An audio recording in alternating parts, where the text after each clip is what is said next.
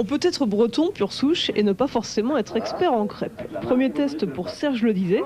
Qu'est-ce que je vous disais? Pourtant, l'arrière du FC Nantes n'a jamais joué ailleurs qu'en Bretagne, Quimper, Rennes et Nantes où il est sous contrat jusqu'en 96. Il est l'un des rares joueurs bretons de l'équipe nantaise. Disons qu'il y a Nicolas Wedek et moi qui sommes pour ainsi dire véritablement bretons. Stéphane Moreau également, quelques souches bretonnes.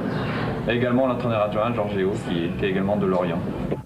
À 30 ans, Le Disait est un vieux dans l'effectif nantais, un joueur expérimenté, utile à l'encadrement des plus jeunes. Pour les crêpes, c'est pas encore ça. Il est vrai qu'à Douarnenez, d'où il est originaire, Serge connaît mieux le Queen Yaman. C'est un gâteau à base de pâte feuilletée, et donc c'est très sucré et avec beaucoup de beurre, donc à manger modérément. Quelques galettes de professionnels pour apprécier un brin de vie de famille à 4 et bientôt à 5, entre deux mises au vert très fréquentes à Nantes pour la Coupe d'Europe ou pour le championnat.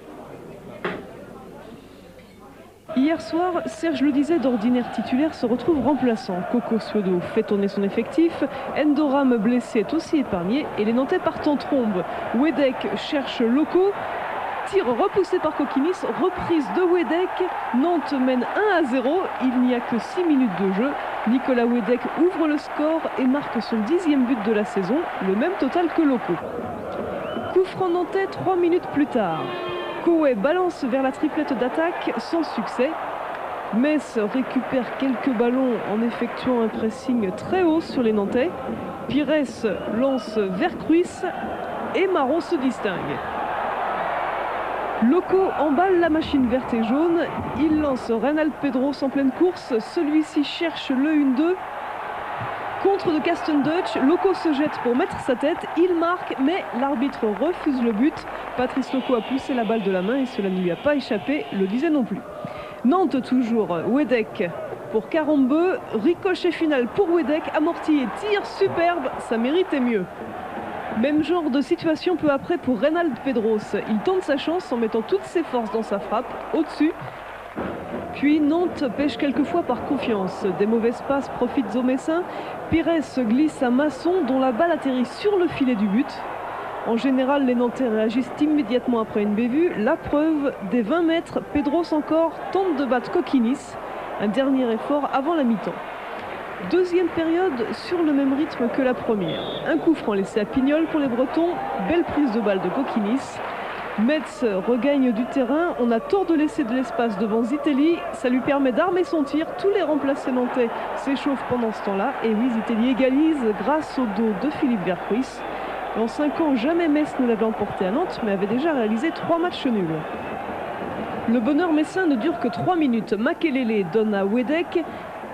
Il centre, tête de Ferry stoppée, à bout portant, Koué reprend, il lobe tout le monde et inscrit son premier but de la saison sur une très jolie balle piquée, 2-1 pour Nantes. Loco émerveille encore par un grand sens de la précision, il déborde pas mal de monde, puis lance Wedek presque surpris, Kokinis anticipe bien. Metz bénéficie d'un coup franc bien placé, Didier Lang le tire, et la lucarne n'est vraiment pas loin. Et les occasions importantes de fin de match vont revenir aux Nantais. Tout d'abord, ce centre de Patrice Loco que Kokinis intercepte bien dans un premier temps, mais relâche, gêné. Koué essaye de marquer le deuxième but de la soirée, mais ce ne sera pas pour cette fois-ci. La pression nantaise continue. Carambeu lance Makelele. Une petite passe pour Patrice Loco. Encore bien placé devant Kokinis, ça ne passe pas. Encore 20 minutes à jouer et incident, deuxième carton jaune et expulsion systématique de Benoît Koué. C'est aussi le deuxième carton rouge pour Nantes cette saison.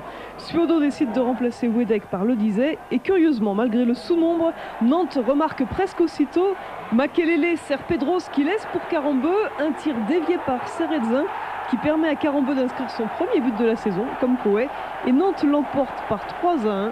Tout le monde est ravi, le public, les joueurs, ceux qui jouent comme ceux qui ne jouent pas. C'est vrai qu'on n'aime pas de remplaçant, mais